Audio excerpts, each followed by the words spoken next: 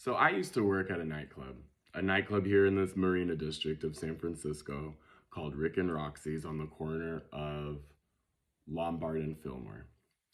And anyway, let me just back up. So I was looking for I like to keep my eyes on the Craigslist gigs. There's always good stuff to be found there. And I don't know, the different times of the year, I'll just keep my eye on there. And I started seeing an ad for a doorman position at a nightclub that was opening, a brand new nightclub. And so I thought, hey, that sounds like something I could do in the evenings. And I'm thinking, I'm the type of person where if I'm showing up for a job, I need to be getting more than just a paycheck. My time is way too valuable to be trading just for money. So for me, I thought, okay, it's in the evenings, so it won't interfere with my business and won't interfere with anything else I've got going on. $30 an hour is not bad, right? Not bad. And in my head, I'm thinking, so I need at least 3 reasons to get me and my precious life and my precious time out of my apartment, right? So the third thing was that I'm thinking, okay, this is going to introduce me to a whole new audience, a whole different audience of people here in San Francisco, a whole new network, is what I'm trying to say, that I wouldn't normally have access to. So I apply, hear back from the guy, show up for my interview, and when I meet with Michael Wilbert, the general manager, I'll be completely honest. My first thought was like, holy shit, this guy's really hot. And we start chatting, and very, very chill, very, very chill. And this is a guy that I maintained a lot of respect for a while, So I think I ended up working at the bar it's a bar and a club. It's a bar and it's two sides. So one side's the bar, one side's the club, right? One side's the dance floor. Maintained a good amount of respect for this guy, for the way that he managed his bar and the way he treated us employees for about 5 months. And then everything went to hell in a handbasket at the end, but I'm getting ahead of myself. So once when I showed up for my interview and he realized how tall I am, he offered me immediately. He said, hey, we could use you as a bouncer. We could use you as security inside the club. And I'm thinking like, okay, perfect. I'm down for that. So,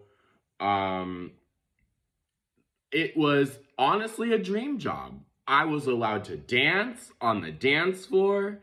He had me taking pictures and videos because I could get angles of the club and that nobody else could.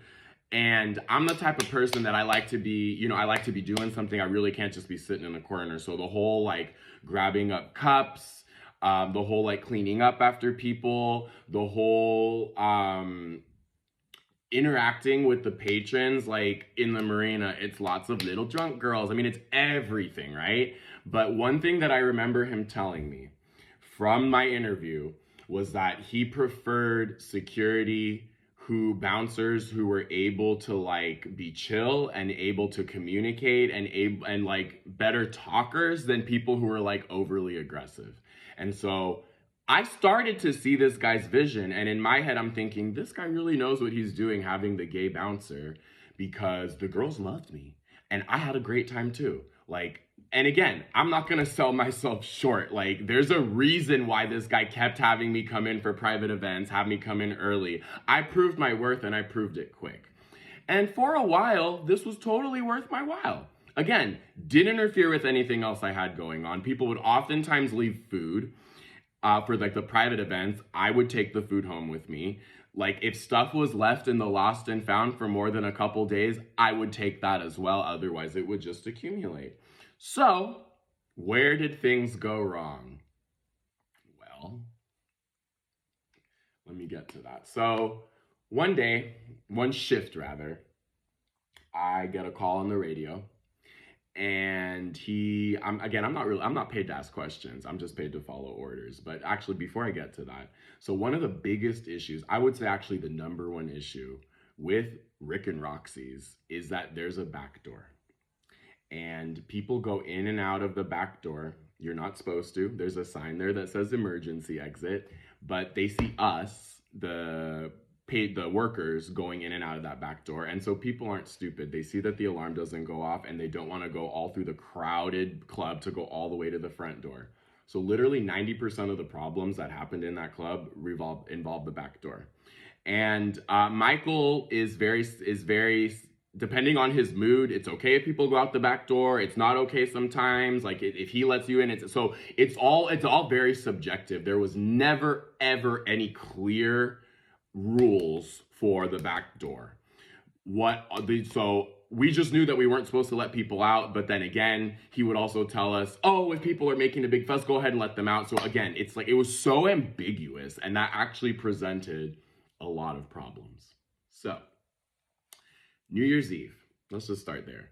New Year's Eve, we knew it was going to be a crazy night. I was warned it was going to be a crazy night. New Year's Eve, I end up breaking up 4 fights.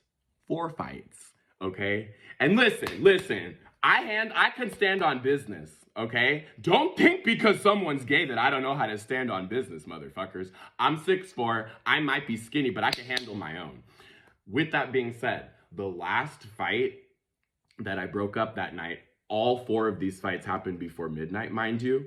When I threw the guy out, and it took, I'm not even gonna bother describing all the details, but when we finally got this guy out, the last thing he did was he tore off all the buttons on my shirt.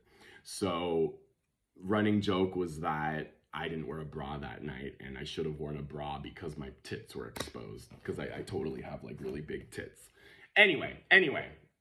So honestly, that was fun. That was funny. There was nothing wrong with it. And Michael did offer to replace my shirt, and I was like, say less. Like, it's not a big deal. I did say it would be really cool if you could get me a Rick and Roxy's shirt.